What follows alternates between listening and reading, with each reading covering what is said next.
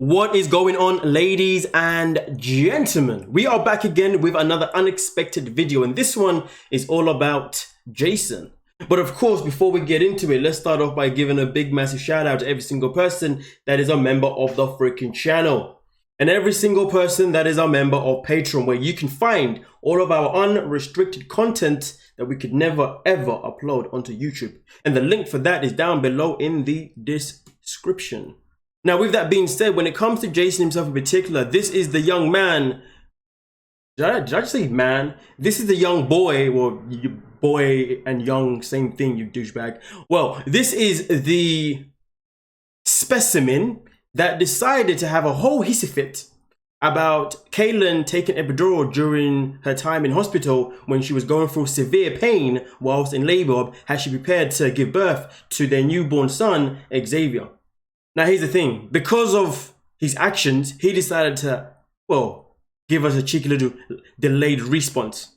Now, as you can see on this TikTok page that he found called the Data Boys, there is a list of different drugs. And down here, the bottom is fentanyl. Now, fentanyl is the drug that is used in epidural. Now, I'm going to play the video. Now, as you can see, the fentanyl starts to rise until it finally reaches second place after opioids, prescription opioids. Now, of course, because of this, Jason obviously had to post this. Why? Because he made a whole hoo-ha about how fentanyl was going to be a drug that, well, Kaylin was going to become addicted to and was also going to be in his child's system if she had taken epidural. And of course, a lot of us were like, how can you sit there and allow the mother of your child be in so much pain? Why will you not allow her to give birth in the best and safest way possible by allowing her to have epidural? But of course, we all know how he reacted. But here's the thing though, you see this chart?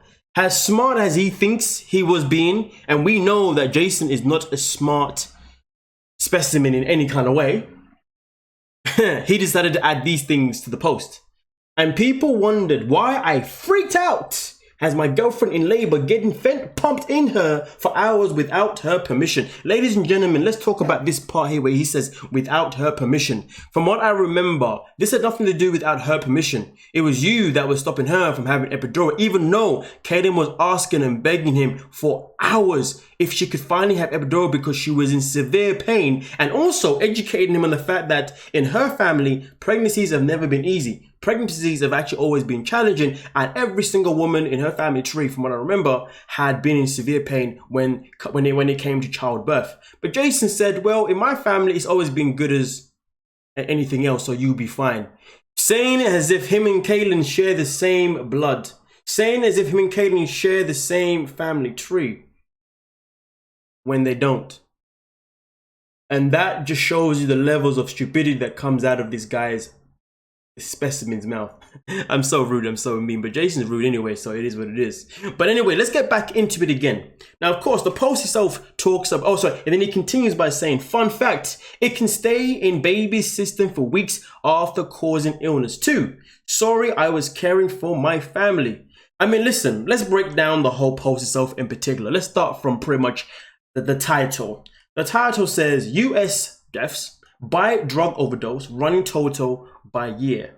Now, this does not say in any kind of way it has any relation necessarily to women who are in labor, to women who are about to give birth, nor does it say anything about babies. Nor does it say anything about babies having it in the system for weeks upon end. Now, here's the thing. I'm not saying that fentanyl would not be in babies or would not be in the woman itself in particular. I'm not saying in any kind of way, but the matter of the fact is, the medical system would not create a drug called epidural if they were going to use anything inside of it that was going to become addictive to anybody.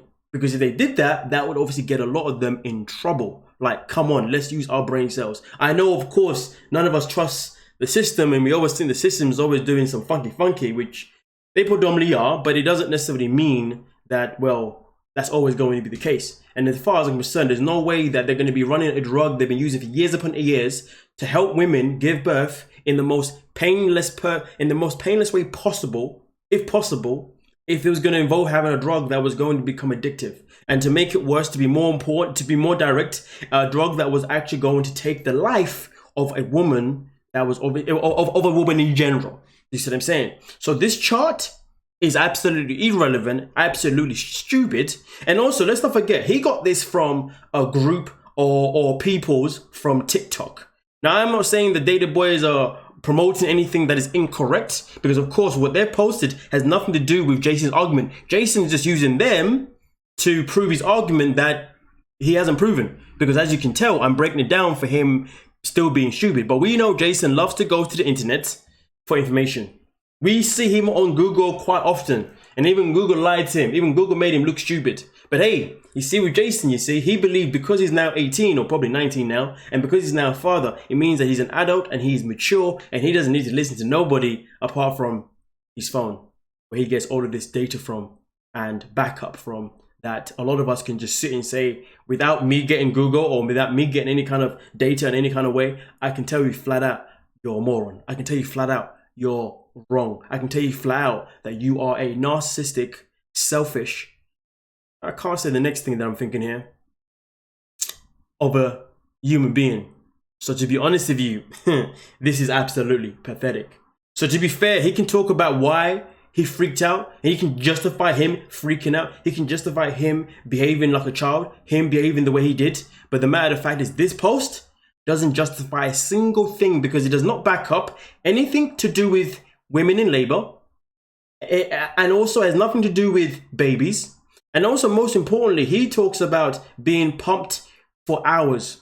From what I remember, for hours upon hours, Kaylin was screaming about how she wanted to have epidural, but he was saying no for hours upon hours. She only literally had it like last minute calls. I mean, obviously based on the recording, I'm pretty sure she had it maybe like an hour or two or whatever beforehand, but she only had it literally as like the last minute type situation. It wasn't like she got in there, they pumped her with it, she waited a few minutes or a few hours, pumped her in again. It was a case of where, well, she was in pain for a very long time, and Xavier was waiting to come the hell out, but he couldn't come because, well, mommy was in too much pain, so he needed mommy to also obviously be, you know, simmer down a little bit by having less pain, and that resulted with her finally having the epidural that Jason did not want to agree with, but finally she was able to go through with it once he got kicked out of the hospital, the freaking clown.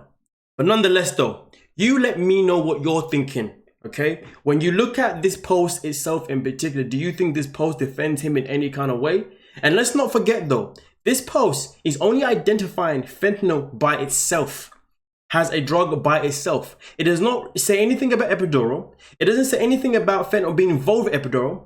And nor does it say about anything about fentanyl being involved with any other drug, to be fair with you. All it simply does is just says, these are all of the drugs that have been obviously causing deaths in the US for a certain amount of time. Simple as that.